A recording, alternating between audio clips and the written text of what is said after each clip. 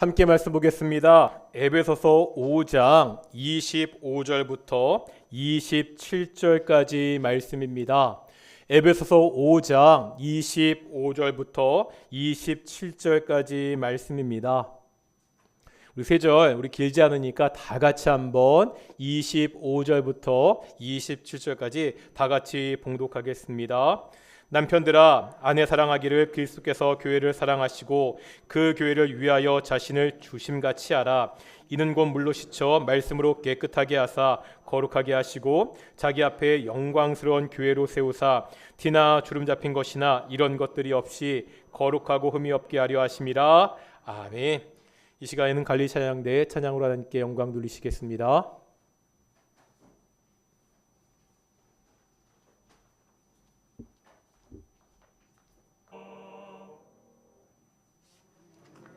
아멘. 예, 찬양 정말 감사합니다. 오늘도 우리 동익교회 주일 예배에 참석하신 모든 성도님들 환영합니다. 우리 간만의 상태, 우리 대회 끝나고 잘 왔고요. 좋은 성적 얻어서 너무 기쁘고요. 우리 앞뒤 자화분들과 인사하겠습니다. 하나님이 우리와 함께 하십니다. 예, 제가 오늘은 단톡방에 올렸듯이 우리 성경 암송 한번 시편 1편부터 우리 한번 차근차근 한번 가도록 하겠습니다. 긴장하시고요. 우리 시편 1편 복 있는 사람은 악인들의 길을 따르지 아니하며 암송하겠습니다. 시작. 복 있는 사람은 악인들의 길을 따르지 아니하며 죄인들의 길에 서지 아니하며 오만한 자들의 자리에 앉지 아니하고 오직 여호와의 율법을 즐거워하여 그의 율법을 주야로 묵상하는도다. 그는 시냇가에 심은 나무가 철을 따라 열매를 맺으며 그 잎사귀가 마르지 아니한 같으니 그가 하는 모든 일이 다 형통하리로다. 악인들은 그렇지 아니하며 오직 바람에 나는 겨와 같도다. 다음 뭐죠? 여섯 항상 헷갈려요. 다음 시작. 그러므로 악인들은 심판을 견디지 못하며 죄인들은 의인들의 중에 들지 못하리로다.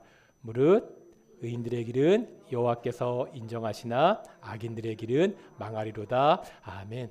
꼭 보시면은 막힌 데가 항상 거기서 막혀요. 그래서 제가 한번 쉬는데 잘 따라오시고요. 그래도 잘하셨습니다.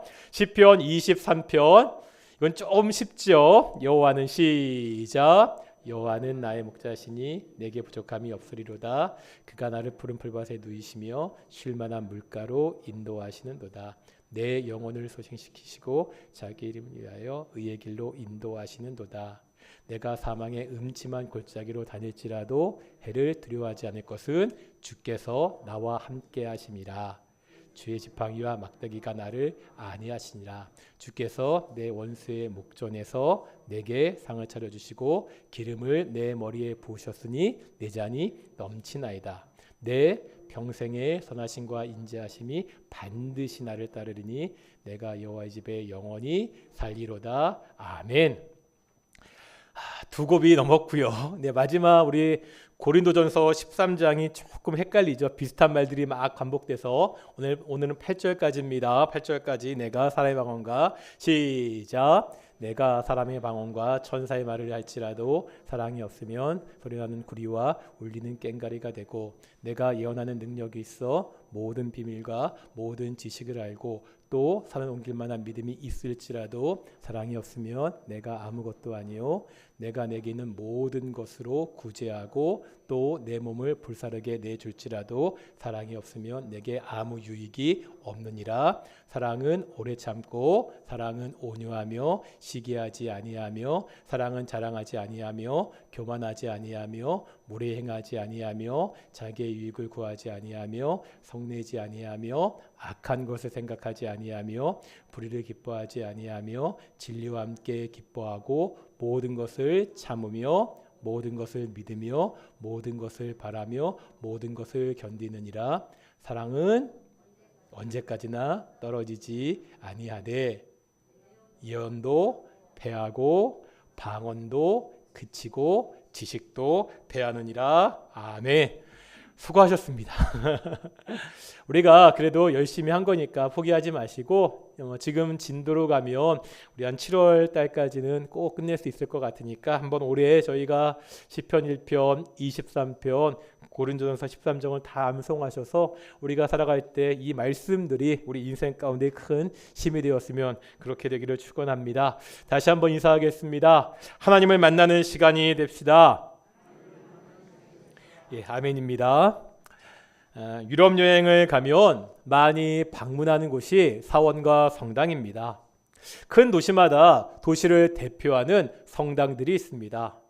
영국 런던에 가면 웨스터민스터 사원이 있고요. 프랑스 파리에 가면 노틀담 성당이 있습니다. 이태리 로마에 가면 뭐가 있죠? 성 베드로 성당이 있습니다. 이 성당들을 보면 정말로 아름답습니다. 밖은요 아름다운 조각들로 장식되어 있고요.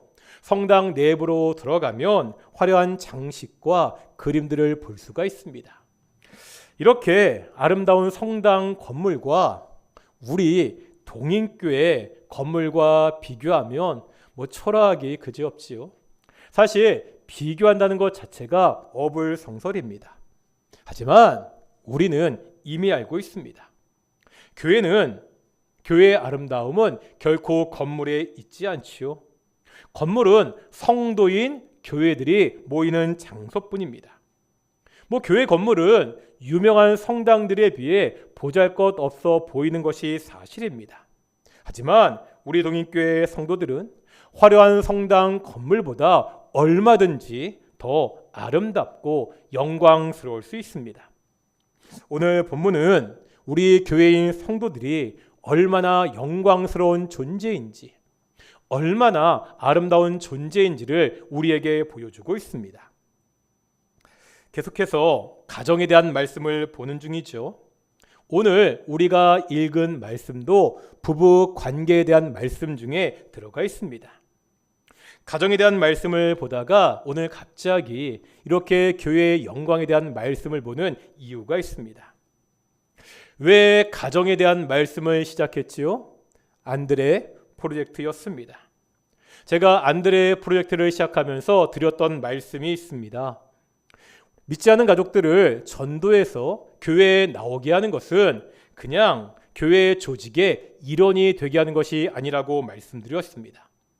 교회 안에 있는 것과 교회 밖에 있는 것의 차이는 뭐죠? 봤었죠? 요한일서 5장 12절에 보면 아들이 있는 자에게는 뭐가 있고요?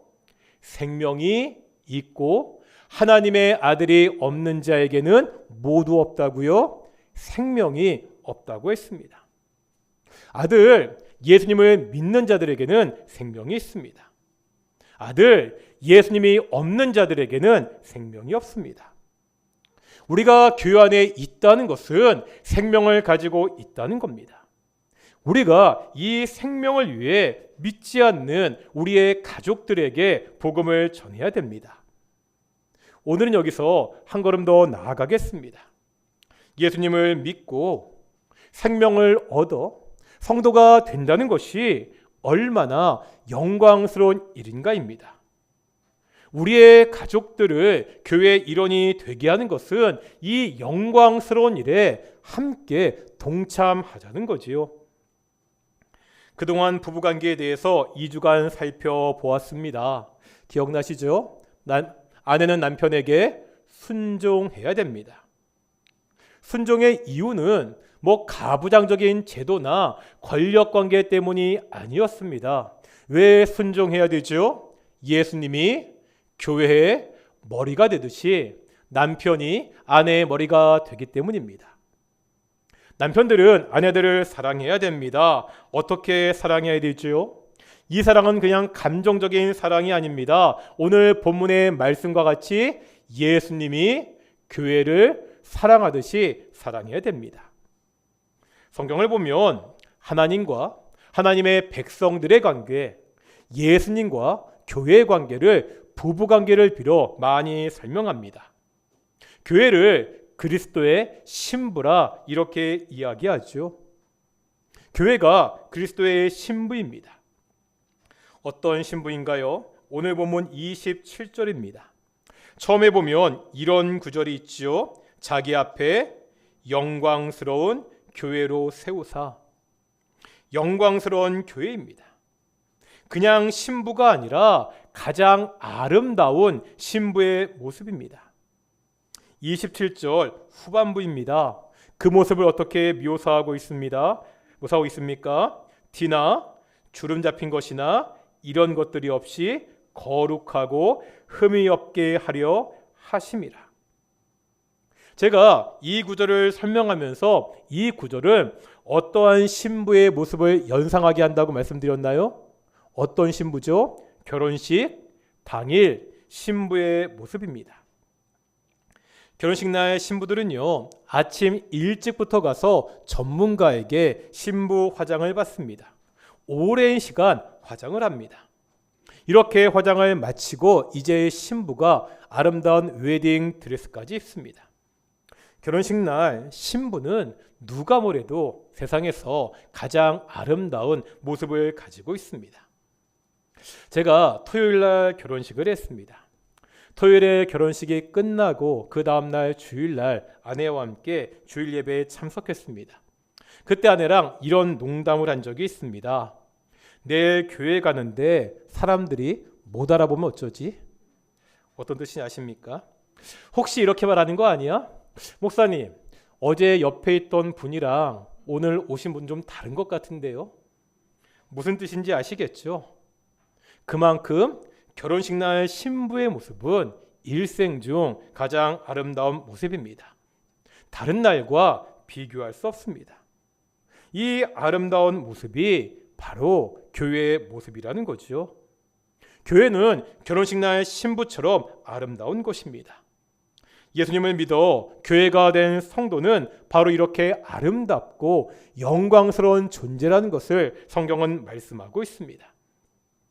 교회가요, 얼마나 아름다운 곳인지, 얼마나 영광스러운 곳인지는 요한계시록 말씀을 통해서도 우리가 확인해 볼 수 있습니다. 제가 어렸을 때 유행하던 것이 있습니다. 천국 간증이라는 것입니다. 자기가 어느 날 입신을 하고서 천국을 다녀왔다고 그렇게 주장하는 사람들이 있습니다. 교회에서 그 간증 테이프를 성도들끼리 돌려가면서 듣기도 했습니다. 그때 펠시 콜레라는 사람이 쓴 내가 본 천국 이런 책이 많이 팔리기도 했습니다. 요즘도 유튜브에 보면 이런 식으로 간증을 하는 사람들이 있습니다. 이 천국 간증을 들어보면 대부분요, 물질적으로 아주 풍요로운 천국을 이야기합니다. 크고 화려한 집에서 아주 풍요롭게 살고 있는 그러한 모습을 묘사합니다. 물론 천국은요, 여러 가지 면에서 아주 풍요로운 것입니다. 하지만 풍요로운 천국을 생각할 때 오해하는 경우가 있습니다. 성경이 이런 물질적으로 풍요로운 천국을 우리에게 소개한다고 생각하고 있습니다. 그렇게 생각하는 대표적인 구절이 요한계시록 21장입니다. 한번 찾아보겠습니다. 요한계시록 21장 18절부터 21절입니다. 신약성경 가장 마지막 책이죠. 요한계시록 21장 18절부터 21절, 신약성경 421페이지입니다. 18절부터 21절까지 한번 찬찬히 한번 읽어보겠습니다. 시작. 그 성곽은 벽옥으로 쌓였고 그 성은 정금인데 맑은 유리 같더라.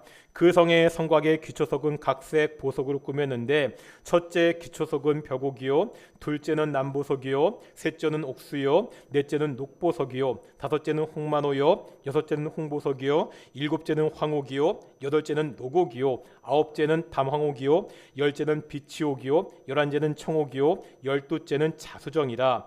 그 열두 문은 열두 진준이 각문마다 한 개의 진주로 되어 있고 성의 길은 맑은 유리 같은 정금이더라. 금음으로 아주 화려하게 장식된 성의 모습이 묘사되어 있습니다. 성이 정금입니다. 성곽의 기초석은 뭐라고요? 각색 보석입니다. 문은 진주로 되어 있고요. 성의 길조차 정금이라고 그렇게 말씀하고 있습니다. 보통 이 모습을 우리가 장차 거하게 되는 천국의 모습으로 많이 이야기합니다. 장례식 때 가보면 이런 풍요로운 천국을 사모해야 된다고 그렇게 말하기도 합니다. 그런데 성경을 잘 살펴보면 보석으로 치장된 이 성의 모습은 천국을 묘사하는 것이 아닙니다. 한번 21장 2절 보겠습니다. 21장 2절 앞부분만 보겠습니다. 시작. 또 내가 보매 거룩한 성새 예루살렘이 하나님께로부터 하늘에서 내려오니. 무슨 말입니까? 이 성은 우리가 장차 거하게 되는 새하늘과 새 땅에 내려오는 새 예루살렘입니다. 그렇다면 장차 우리가 이 새 예루살렘에 거하게 됩니까? 이 새 예루살렘은 무엇을 의미하지요? 이제 2절 후반부입니다. 읽겠습니다. 시작. 그 준비한 것이 신부가 남편을 위하여 단장한 것 같더라. 여기에 보면 새 예루살렘을 이야기하면서 신부가 남편을 위해 단장한 것 같다 이렇게 말씀하고 있습니다. 이제 한번 9절 보겠습니다. 9절입니다. 시작. 7대접을 가지고 마지막 7재앙을 담은 7천사 중 하나가 나와서 내게 말하 이르되 이리 오라. 내가 신부 곧 어린 양의 아내를 내게 보이리라 하고, 여기에 보면 천사 중 한 명이 신부 곧 어린 양의 신부를 보여주겠다 이렇게 말하고 있죠. 그렇다면 천사가 보여주는 이 어린 양의 신부는 누구입니까? 그 정체가 10절에 나오고 있습니다. 10절 하반절 보실까요? 그 정체가 뭐죠? 하늘에서 내려오는 거룩한 성 예루살렘을 보이니. 어린 양의 신부의 정체가 뭐라는 거예요? 역시 하늘에서 내려오는 거룩한 성 예루살렘입니다. 어린 양은 누구를 말하죠? 예수님입니다. 그렇다면 이 새 예루살렘은 예수님의 신부가 되는 겁니다. 성경에서 그리스도의 신부, 예수님의 신부는 누구를 이야기하는 거죠? 교회입니다. 지금 요한계시록 21장에서 말하는 이 새 예루살렘은 물질적인 천국을 묘사하는 것이 아닙니다. 장차 마지막 때 교회가 어떠한 모습이 되는가를 우리에게 보여주고 있습니다. 이 새 예루살렘이 교회라는 것을 보여주는 또 다른 장치들이 있습니다. 계시록 21장에 보면 이 성과 관련된 여러 숫자들이 나옵니다. 12절 보실까요? 12절에 보니까 성곽에는 몇 개의 문이 있죠? 12문이 있습니다. 문에 12 천사가 있고요. 문들 위에 12지파의 이름이 있습니다. 14절 보실까요? 성곽에는 몇 개의 보석이요?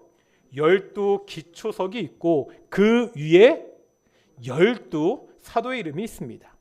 지금 10이라는 숫자가 반복되고 있습니다. 이제 16절 보겠습니다. 성을 측량하죠. 그 길이와 넓이와 높이가 얼마라고요? 12,000 스다디온입니다.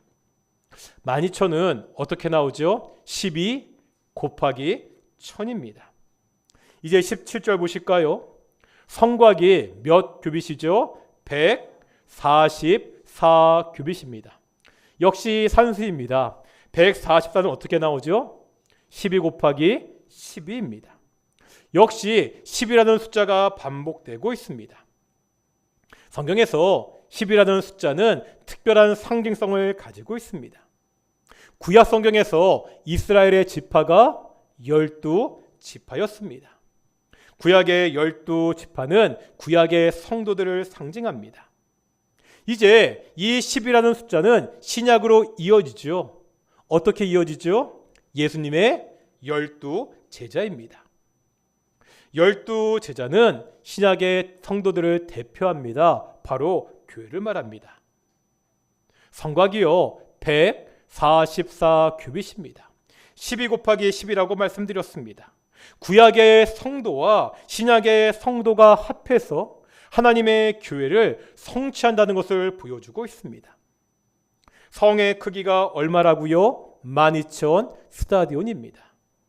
이 길이를 현재 단위로 환산하면 2,400km입니다. 서울에서 부산까지의 6배 정도입니다. 엄청난 규모의 성이라는 거예요. 이것은 이제 약속대로 하나님의 교회가 충족하게 완성된다는 것을 우리에게 보여줍니다. 정리하면 요한계시록 21장에 나오는 이 새 예루살렘은 뭐라고요? 교회입니다. 하나님의 약속의 성취로 충족하게 이루어진 구약과 신약의 성도들을 의미합니다. 보석으로 장식된 이 예루살렘에 대한 묘사는 우리가 장차 천국에서 잘 먹고 잘 살 것이다, 이것을 묘사하는 것이 아닙니다.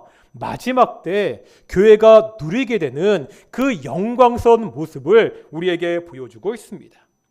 이제 성도들이 하나님 앞에서 얼마나 아름답고 얼마나 영광스러운 모습으로 서게 되느냐, 그것을 보여주고 있습니다. 요한계시록 말미에 이토록 영광스러운 교회를 이야기하는 것은 의미가 있습니다. 요한계시록을 읽다 보면 이 땅에서 전투하는 교회의 모습을 계속해서 보게 됩니다. 이 땅의 교회는요, 지상의 교회는 종말의 때를 살고 있습니다. 종말의 때는 교회에게 호의적인 환경이 아니죠. 교회를 핍박하는 세력들이 언제나 있습니다. 이 세력들 때문에 교회가 박해를 받습니다. 우리는 지금까지 기독교의 역사를 통하여 고난의 역사를 잘 알고 있습니다.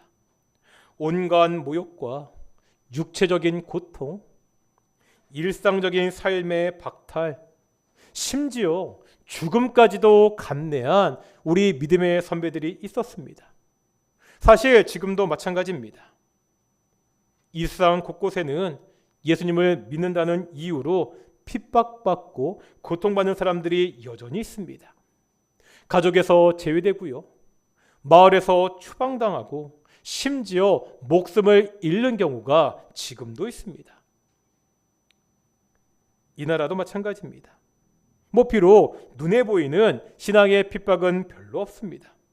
하지만 점점 악해져가는 이 세상에서, 이 사회에서 우리의 신앙을 지키는 것은 결코 쉽지 않습니다.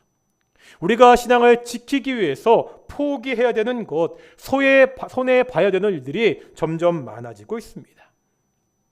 이런 상황에서요, 신앙을 포기하지 않을 수 있는 이유가 무엇입니까? 아니, 내 목숨이 죽게 생겼는데도 이 신앙을 포기하지 말아야 되는 이유가 무엇입니까? 장차 교회가 누릴 영광 때문입니다. 요한계시록 21장 11절에 보면은요, 하나님의 영광을 이야기하면서 그 빛이 벽옥과 수정 같다고 말씀하고 있습니다. 요한계시록 4장 3절에 보면 하나님이 앉으신, 보호자에 앉으신 하나님을 벽옥과 홍보석 같다고 묘사하고 있습니다. 이 하나님의 모습과 보석으로 치장된 교회의 모습이 유사하다는 것을 요한계시록은 보여주고 있습니다. 무엇을 말합니까? 교회는 하나님의 영광을 가진 곳입니다. 마지막 때의 교회는 하나님의 영광에 동참한 모습을 가지게 됩니다. 하나님의 모습을 닮은 교회, 이것이 장차 우리가 교회가 가지게 되는 영광입니다. 지금 이야기가 다른 사람들 이야기가 아닙니다. 이 영광스러운 모습이 다른 사람들 이야기가 아니라 바로 내가, 아니 여기에 앉아서 오늘 예배 드리고 있는 동인교회 성도들이 다 함께 누릴 가장 아름답고 가장 영광스러운 모습이라는 것을 성경은 가르치고 있습니다. 우리는 장차 보석같이 아름다운 모습으로, 영광스러운 모습으로 하나님 앞에 서게 됩니다. 누가요? 바로 내가. 한번 옆에 있는 분에게 이렇게 인사하실까요? 당신은 보석같이 빛나는 존재입니다. 별로 그렇게 안 빛나 보이십니까? 조금 크게 자기에게 나는 보석같이 빛나는 존재입니다. 우리가요, 믿지 않은 가족들에게 복음을 전하는 것은 이 영광스러운 모습에 함께 동참하기 위해서입니다. 내가 사랑하는 그 가족들이 이 영광스러운 모습으로 하나님 앞에 함께 서기를 바라기 때문입니다. 그래서 우리의 가족들에게 복음을 전해야 됩니다. 우리는 본래 영광스러운 모습을 가진 자들이 아니었습니다. 에베소서 2장을 이미 보았지요. 우리는 본래 허물과 죄로 죽었던 자들이었습니다. 공중의 권세 잡은 자 사탄을 따랐던 자들이었습니다. 태어날 때부터 영원한 심판이 예비되었던 자들이었습니다. 로마서 5장에 보면 우리는 원래 죄인이었다고, 하나님과 원수였다고 그렇게 이야기하고 있습니다. 어떤 영광스러운 모습도 내게서 찾아볼 수가 없었습니다. 영원한 죽음과 영원한 심판이 예비된 불쌍하고 비참한 인생이었습니다. 이랬던 우리가 어떻게 이처럼 영광스러운 모습을 가질 수 있습니까? 다시 한번 오늘 본문 에베소서 5장 25절 보시겠습니다. 에베소 5장 25절 뭐라 말씀하고 있죠? 그리스도께서 교회를 사랑하시고, 그리스도께서 교회를 사랑하시고, 죄인된 하나님과 원수된 공중의 권세 잡은 자 사단을 따르던 바로 우리를 예수님이 사랑하셨습니다. 예수님의 사랑이 시작입니다. 예수님의 사랑이 비참한 운명에 있던 우리를 바꾸기 시작했습니다. 25절 다시 보겠습니다. 예수님이 우리를 사랑하셔서 어떻게 하셨다고요? 자신을 주셨다, 이렇게 말씀하고 있죠. 자신을 주셨다, 사랑하는 교회를 위하여 자신의 목숨을 버리셨습니다. 예수님이 목숨을 주셨다는 것은 어떤 의미가 있습니까? 에베소서 5장 2절입니다. 우리 한번 5장 2절 읽어보실까요? 시작. 그리스도께서 너희를 사랑하신 것 같이 너희도 사랑 가운데 행하라. 그는 우리를 위하여 자신을 버리사 향기로운 제물과 희생 제물로 하나님께 드리셨느니라. 아멘. 예수님이요, 자신을 버린 방법이 무엇입니까? 향기로운 제물과 희생 제물로 하나님께 자신을 드리셨습니다. 향기로운 제물, 희생 제물은 구약의 제사를 배경으로 합니다. 이런 말씀 드린 적이 있습니다. 한번 우리가 구약의 제사의 현장으로 가보겠습니다. 이 구약 제사 현장을 상상해 보겠습니다. 구약의 제사는 어떠했겠습니까? 정말 조용한 가운데 엄숙하게 제사가 드려졌겠습니까? 그럴 수가 없습니다. 우리나라는요, 제사 드릴 때 부엌에서 음식을 해서 방으로 가져오지요. 그렇게 해서 상을 차려서 제사를 드립니다. 하지만 구약의 제사는 그렇지 않습니다.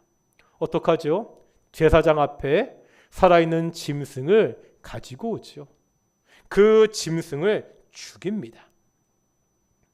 우리가 흔히 돼지 멱다는 소리라는 표현을 많이 씁니다.